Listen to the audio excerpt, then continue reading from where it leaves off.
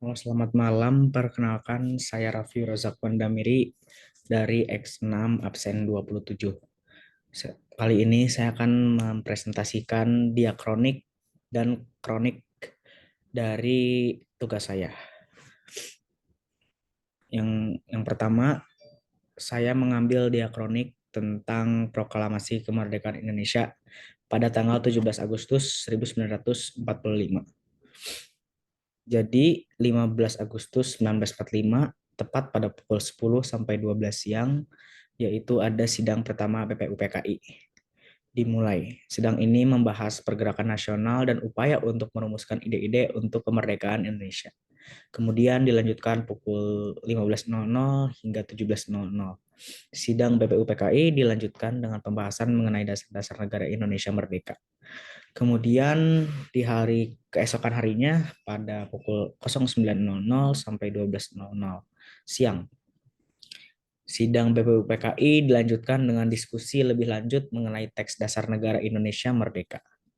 Kemudian dilanjutkan pukul 3 sore sampai dengan 5 sore, BPUPKI membentuk sebuah panitia kecil yang bertugas merumuskan teks proklamasi. Kemudian pada pukul 7 malam hingga 9 malam, panitia kecil yang dibentuk sebelumnya bekerja bersama untuk menyusun teks proklamasi.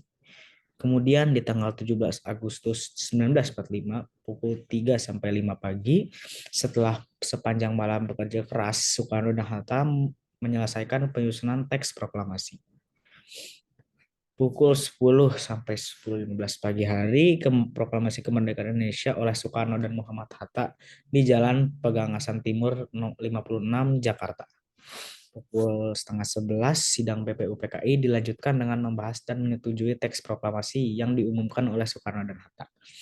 Pukul 5 sore, Proklamasi Kemerdekaan Indonesia disiarkan melalui radio, memberitahu masyarakat luas tentang kemerdekaan baru negara.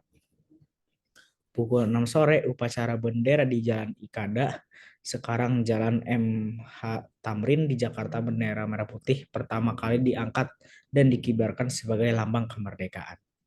Momen-momen di atas merupakan beberapa peristiwa penting yang terjadi dalam beberapa hari menjelang dan pada tanggal 17 Agustus 1945. Proses perumusan dan pengumuman kemerdekaan Indonesia melibatkan banyak pemikiran, perdebatan, dan persiapan dari para tokoh pergerakan nasional pada saat itu. Kemudian kronik saya mengambil perjalanan Alfonso de Albuquerque. Alfonso de Albuquerque adalah seorang penjelajah dan pemimpin militer asal Portugal yang hidup pada abad ke-15 dan ke-16. Ia dikenal sebagai salah satu tokoh utama dalam ekspansi Portugal di Samudra Hindia dan berhasil membangun kekuatan Portugis di wilayah tersebut. Salah satu cerita singkat terkenal tentang Alfonso de Albuquerque yaitu adalah penaklukan Benteng Goa pada tahun 1510. Pada saat itu, Goa adalah pusat perdagangan yang penting di pesisir India.